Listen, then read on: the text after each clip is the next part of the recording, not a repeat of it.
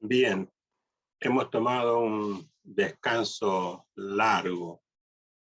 Entonces, el deterioro en los bienes de uso.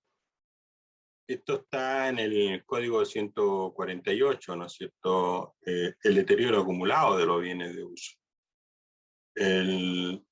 La 148 es una cuenta de activo, ¿no es cierto? Complementaria del activo, trabajando el activo. Entonces, con saldo acreedor. Deterioro acumulado de, por ejemplo, de vehículos.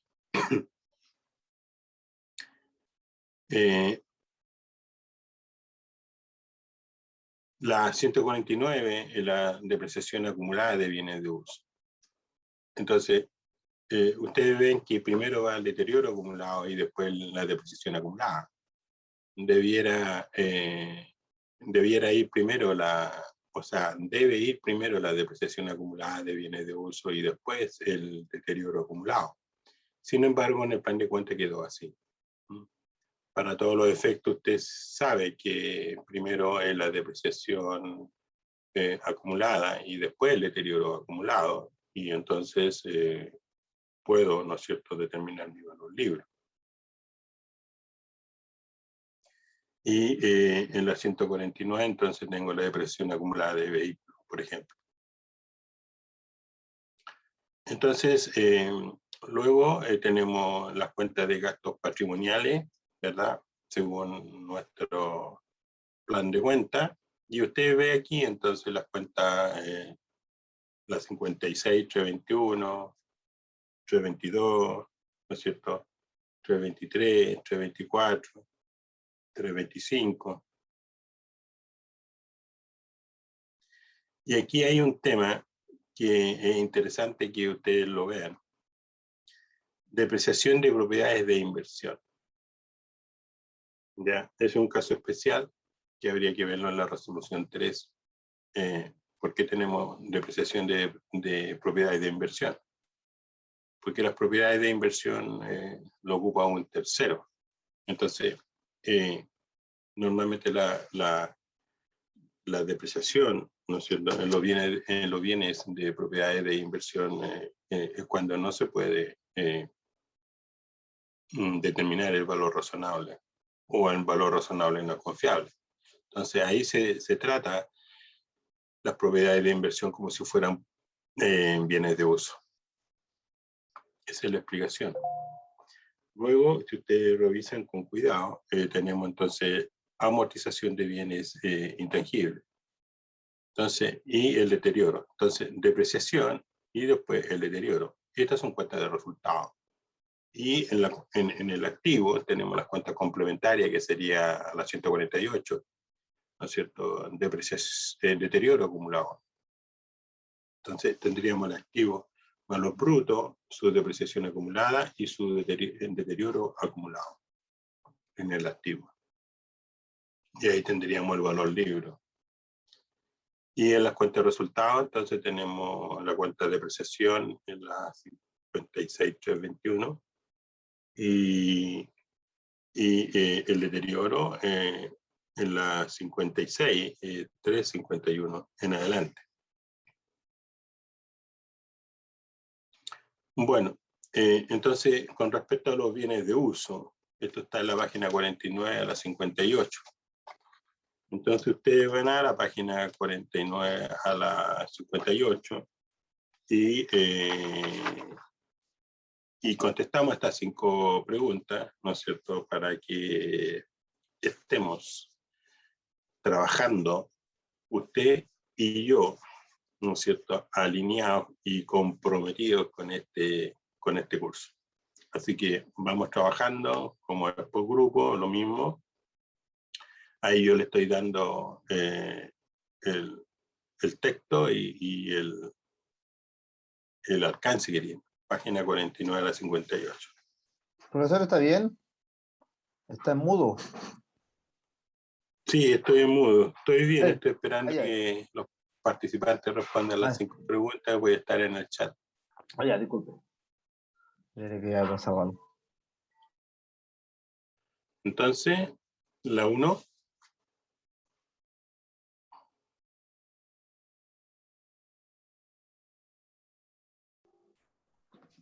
falso. Página 27 de la resolución. Son Ya, bienes tangibles. la 2.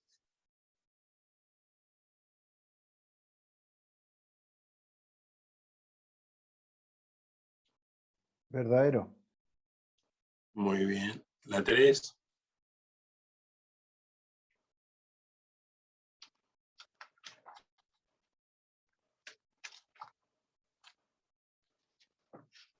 Verdadero. Página 28.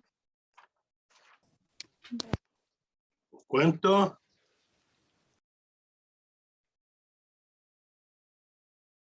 Página 28 de la resolución.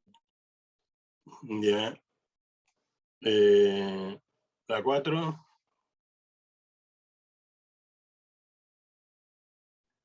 Falso, ya que no se incorporan. Ya, la 5.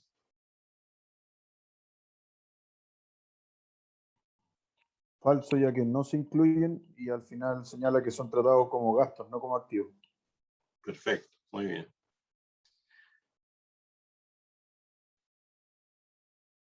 Ahí.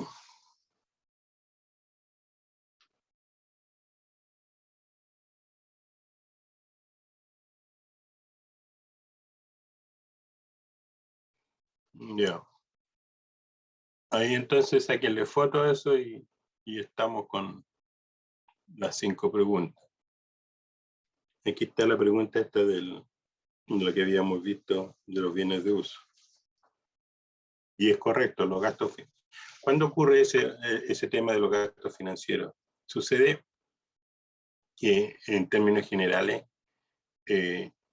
la ANIF, costos por préstamos, que es la 23, dice que tiene un tratamiento alternativo que permite capitalizar los intereses, por ejemplo, cuando tenemos un edificio en construcción o tenemos una planta que termina más allá de un periodo contable, la fabricación o la construcción. Entonces, cuando lo hago con deuda, me permite capitalizarlo y forma parte del costo. Pero en NIC SP en NIC SP para el sector público en este caso la Contraloría no lo permite, simplemente es gasto.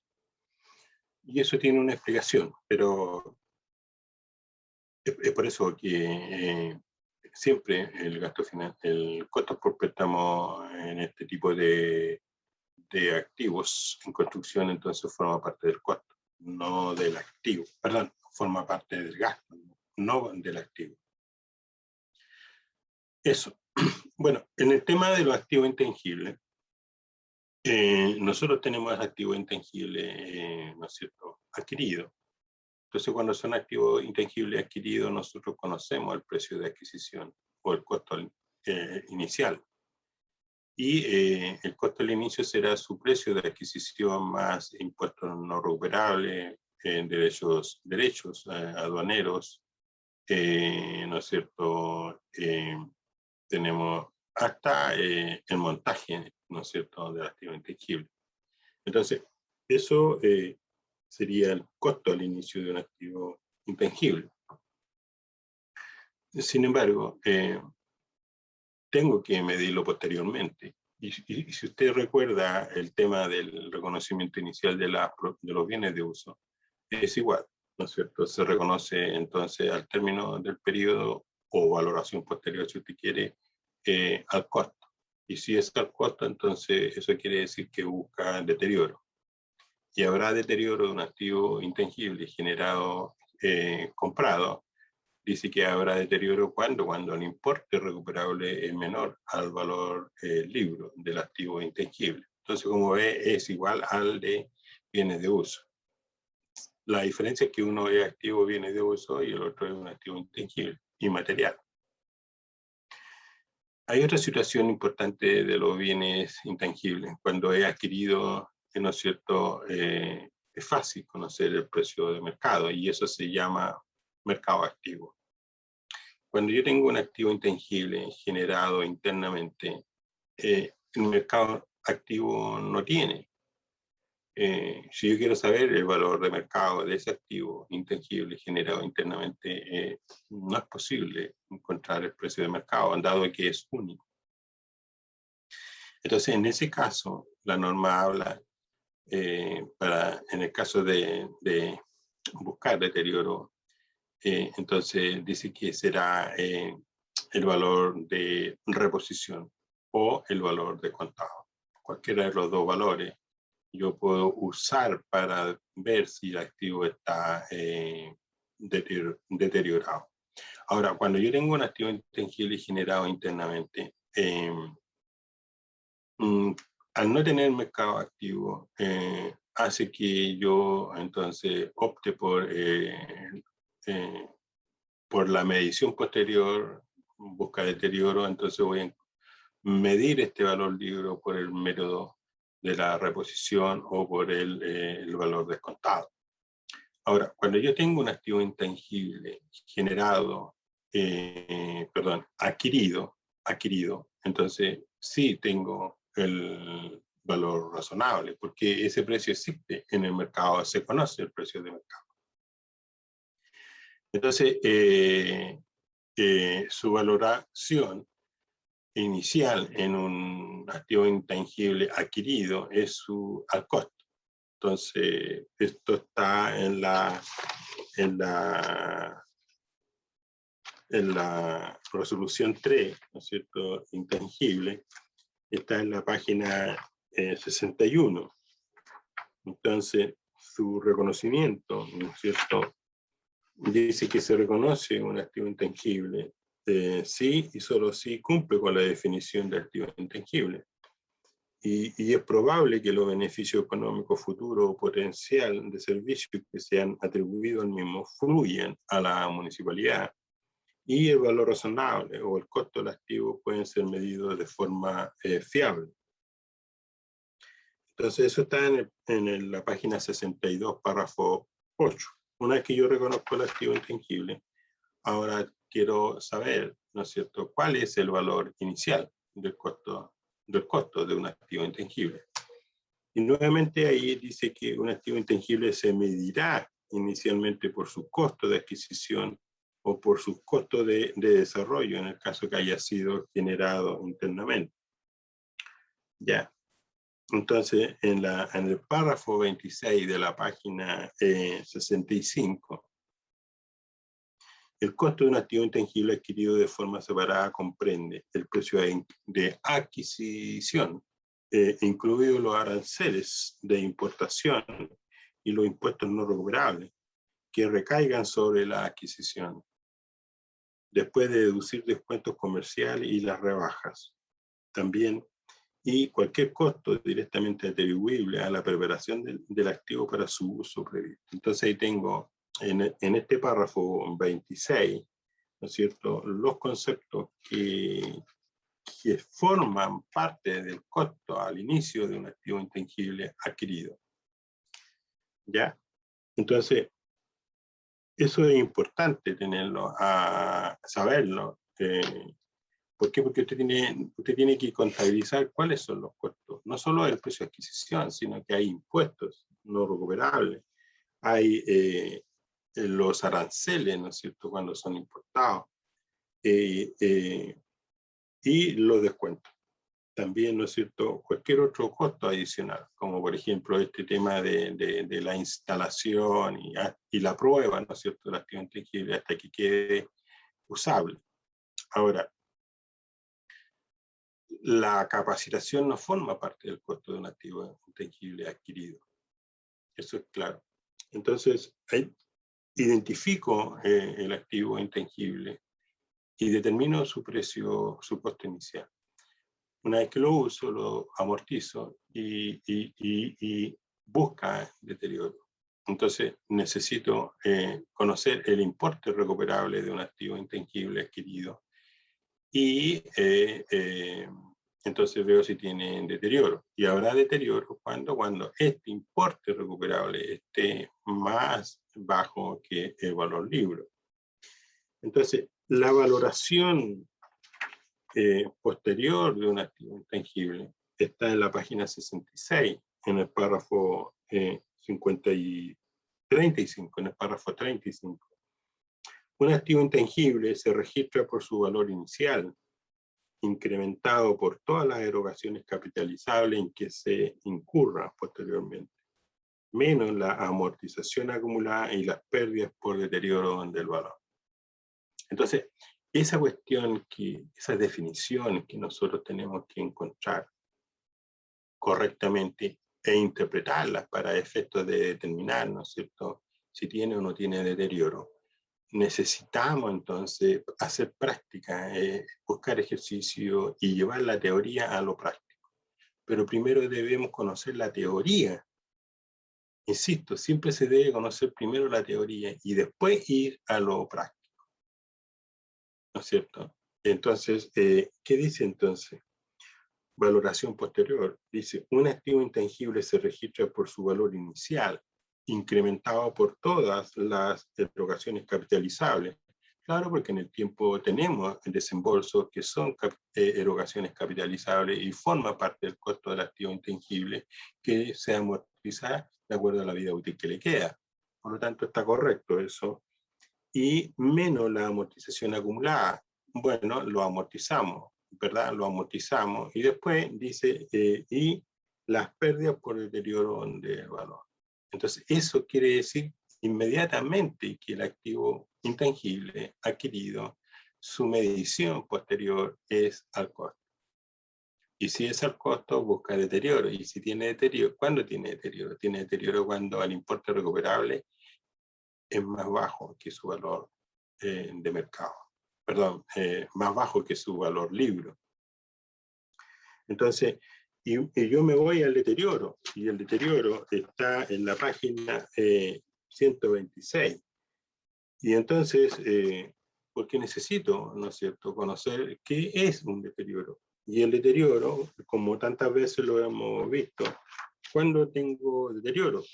Bueno, tengo deterioro, ¿no es cierto?, de acuerdo a la página 130, ¿no es cierto?, párrafo 27, una pérdida por deterioro se reconoce para una unidad generadora de efectivo, ¿no es cierto?, cuando el monto recuperable de la unidad sea menor que el valor en libro. ¿Se fija? Entonces, ese mismo concepto lo aplico para los bienes de uso, los mismos conceptos lo aplico para los activos intangibles. ¿Cuándo? Cuando busco deterioro. Y ya dijimos que la cuenta es deterioro del activo intangible, por ejemplo, y usted debería tener el manual ahí, el plan de cuenta, ¿no es cierto?, y encontrar esa partida, el código. Y la contracuenta sería entonces deterioro acumulado, ¿no es cierto?, deterioro acumulado de un activo intangible.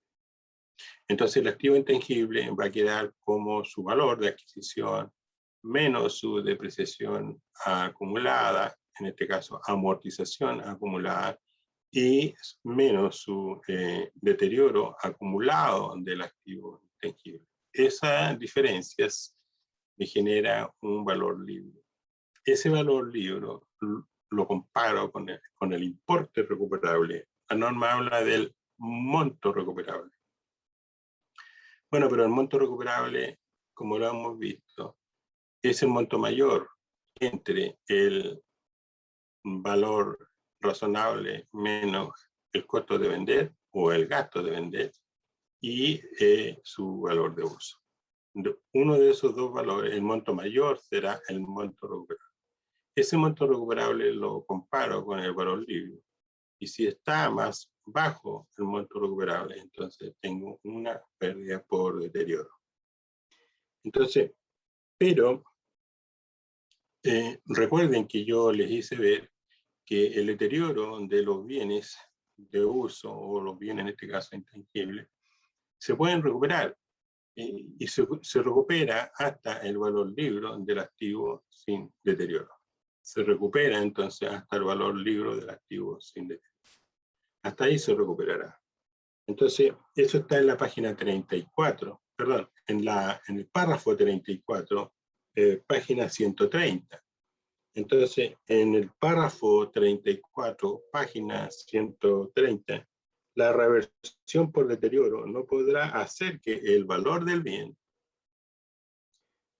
supere su valor libre que tendría el activo si no se hubiesen reconocido pérdidas por deterioro. Entonces, ¿hasta dónde se recupera el deterioro? Hasta el valor libre del activo, como si este nunca se hubiera deteriorado. Eso. Entonces, es importante manejar correctamente el tema de la resolución 3. Es necesario estar paginando el texto para ir encontrando aquellos conceptos y aquellas valoraciones, mediciones al inicio y posterior y el efecto que tiene, ¿no es cierto?, en las diferentes partidas. Entonces, tiene efecto en resultados, claramente. Entonces, los activos intangibles, ¿no es cierto?, tenemos los activos intangibles generados internamente, la valoración inicial, la dijimos, erogaciones capitalizables, la explicamos, la valoración posterior también la explicamos, y bueno, y la clasificación de los activos intangibles en función de su vida útil. Eso está en la tabla referencial de la resolución 3. Los activos, los principales activos tangibles son, ¿no es cierto?, lo que aquí se señala: sistemas de información, licencias computacionales, sitios web, patentes y derechos de autor, derechos de aprovechamiento de agua.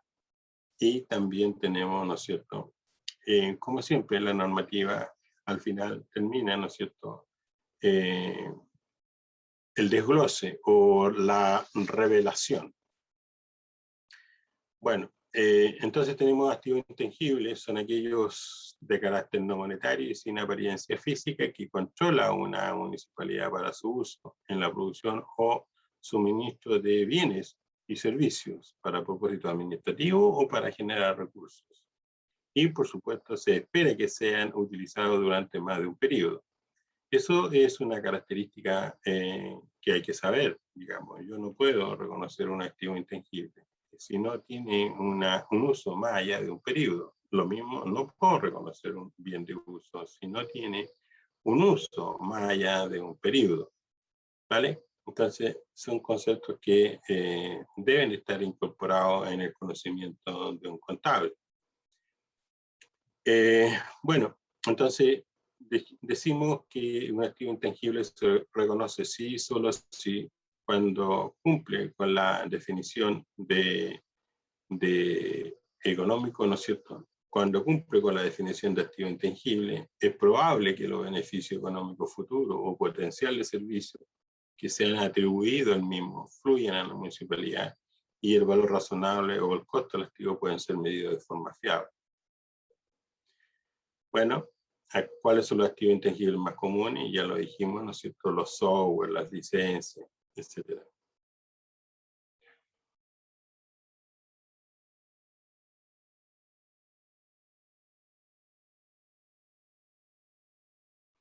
La amortización, entonces, es el patrón de consumo de un activo intangible por su uso.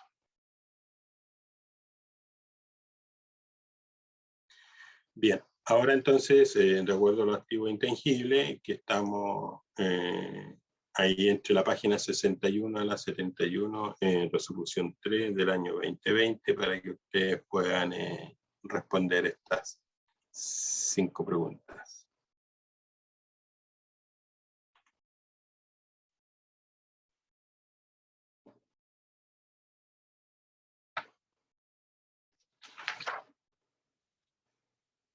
Como ven, esto está movido.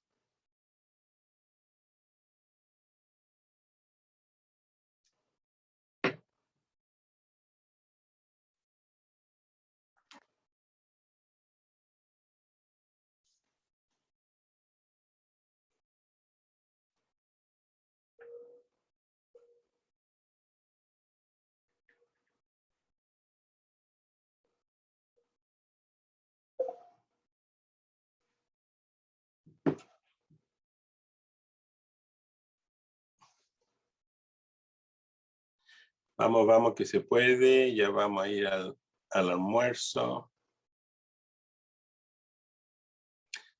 Siempre hay que estarse motivando, pensar positivo, estar dispuesto, comer sano, ¿no es cierto?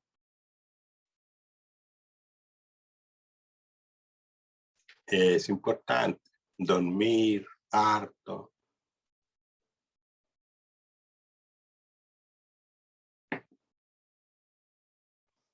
Los que pueden, o los que puedan.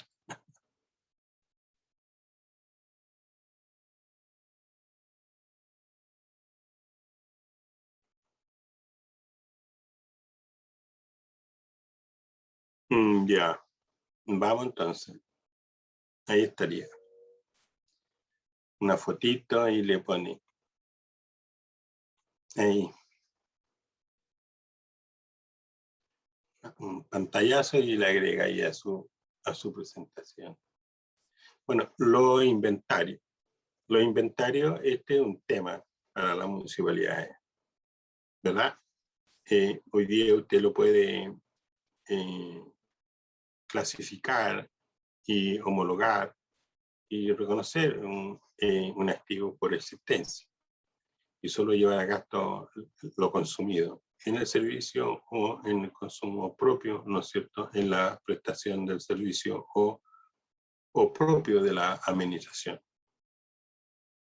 Entonces, los inventarios son, esta está la resolución 3, después de los instrumentos financieros, y es súper interesante porque lo mismo, ¿no es cierto? Conceptos, definiciones. Las existencias son activos en la forma de materiales o suministros para ser consumidos en el proceso de producción. En la forma de materiales o suministros para ser consumidos o distribuidos en la prestación de servicios. Y, ¿no es cierto?, conservados para su venta o distribución a terceros, sin contraprestación o por una contraprestación insignificante en el curso ordinario de las operaciones. Y finalmente, o en proceso de producción para su venta. Ahí tenemos el concepto de los activos. Existencia, la existencia son activos. Ejemplo de existencia, los medicamentos destinados para la prestación de un servicio, venta o distribución. Combustible cuando constituye reservas estratégicas y textos destinados para la venta o distribución gratuita, entre otros. Y por supuesto que tiene su valoración inicial. Estoy en la página 45, párrafo. La existencia se valorizarán a su costo de adquisición o el costo de producción en el momento del reconocimiento. Es decir, se reconoce al inicio entonces el costo. ¿Cuál es el costo de una existencia?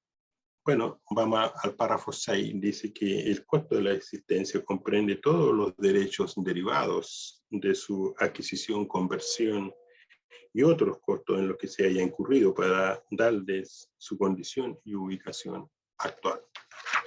Entonces, comprende en el párrafo 7, página 46, dice que el costo de adquisición comprende el precio de compra, incluyendo los impuestos de importación y otros aranceles que no sean recuperables, los transportes, el almacenamiento y otros costos directamente atribuibles a la adquisición de las mercaderías, materiales y suministros.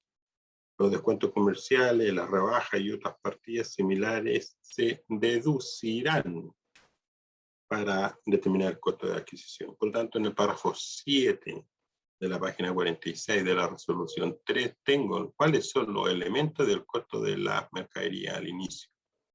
Sin embargo,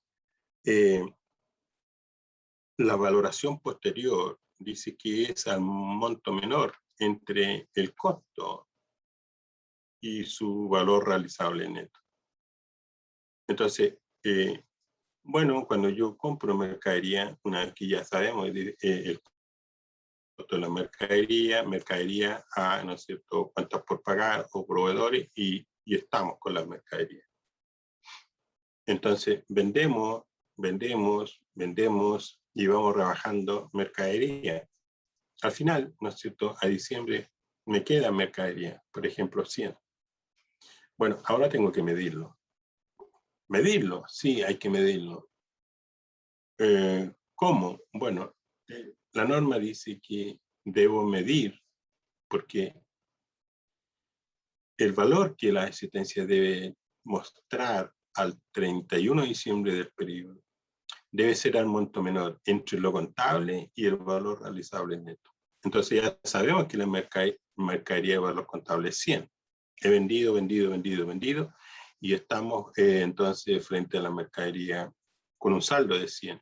Pero ahora hay que medirlo. ¿Y contra qué? Contra el valor realizable neto. ¿Y qué es el valor realizable neto?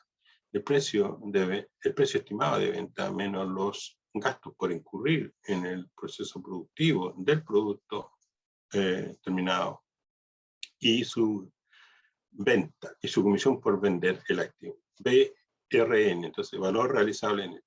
Precio estimado menos los costos por incurrir en el proceso productivo del activo y menos los gastos de vender el activo. Ese valor realizable neto, supongamos que sea 80. Si es 80, tengo una pérdida de valor de la mercadería por 20.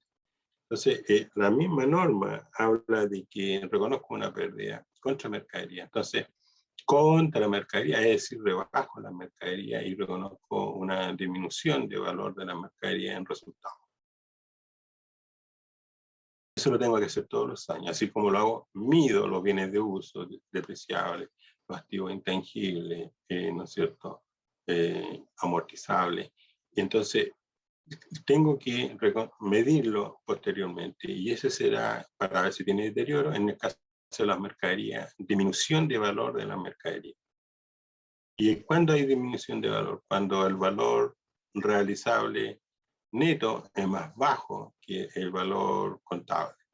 Y entonces reconozco una disminución de la mercadería. Y el registro contable es disminución de valor de la mercadería, siendo esta una cuenta de resultado o pérdida y contra la cuenta de mercadería. Entonces eso está, ¿no es cierto?, en la página 46, valoración posterior. Dice que al menos al término del ejercicio, la existencia que se mantengan para comercializar, consumirlos en el proceso de producción de bienes o servicios, serán vendidos, deberán medirse al menor valor entre el costo y el valor realizable. Al menor. Entonces, criterio de valoración de la existencia al término del periodo se miden al monto menor entre el valor contable y su valor realizable neto. Y su tratamiento contable será disminución de valor de la mercadería a mercadería. Punto. Estamos. Y ahí en la glosa usted le dice pérdida de valor de la mercadería producto de la medición según resolución 3, párrafo 12, página 46. Esa es la glosa. Entonces la persona cuando lea la glosa, ¿quién va a leer la glosa? Nosotros, los que somos analistas y todo eso. Entonces va a ir a la resolución 3, va a ir a la página 46 y el párrafo 12. Y estamos ok. Tal vez lo que ahí falta, ¿no es cierto?, decirle a usted que ahí hay otro ejemplo en la que ustedes tienen que tomar una decisión. ¿Quién va a evaluar la consistencia del valor realizable neto? ¿Quién? Usted no lo puede hacer. O sea, lo va a hacer, seguro que lo va a hacer, y va a ver la medición. Pero una empresa auditora debe objetar eso. Debe objetarlo y debe pedir, ¿no es cierto?, la medición. Y lo recomendable es que lo haga una entidad externa, ajena a la municipalidad. Porque usted puede, hay intereses ahí, ¿no es cierto?, intereses comunes, puede manipular el valor realizable. Entonces no es recomendable que estas mediciones lo haga la propia entidad. Una empresa ajena le puede hacer esos cálculos. Y nuevamente hace un club, ¿no es cierto?, de municipalidades para que consigan mejor precio. Ustedes saben, por volumen se logran mejores precios. Hay muchas cosas que ustedes podrían hacer para obtener mejores precios. Una es agrupándose y haciendo una sola licitación. Entonces, en ese párrafo, en el 12, tenemos la valoración posterior. Ahora, en el párrafo 14 dice, si el valor realizable neto es menor al costo, la diferencia entre estos se debe reconocer como una disminución en el valor de la existencia en una cuenta de gasto patrimonial. Y habíamos visto una lámina anterior que hablaba, ¿no es cierto?, de las disminuciones estaban bastante atrás, las 56 y algo era. Ahí está. 56, pero de la mercadería, disminución de valor de la mercadería no está. No está aquí. Entonces, pero ustedes la buscan ahí en su plan de gasto.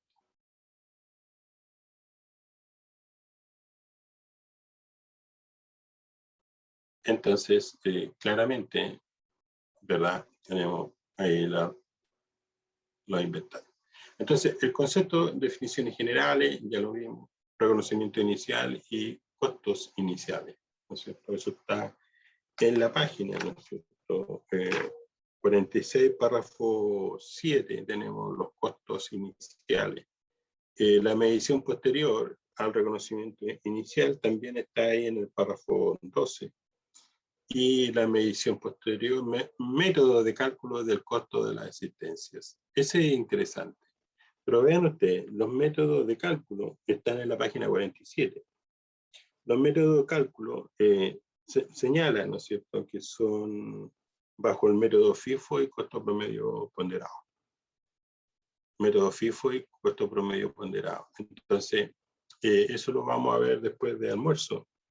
Y el método FIFO y costo promedio ponderado, y el reconocimiento finalmente como gasto cuando esto se vende. Correcto, profesor, estamos en la hora de almuerzo.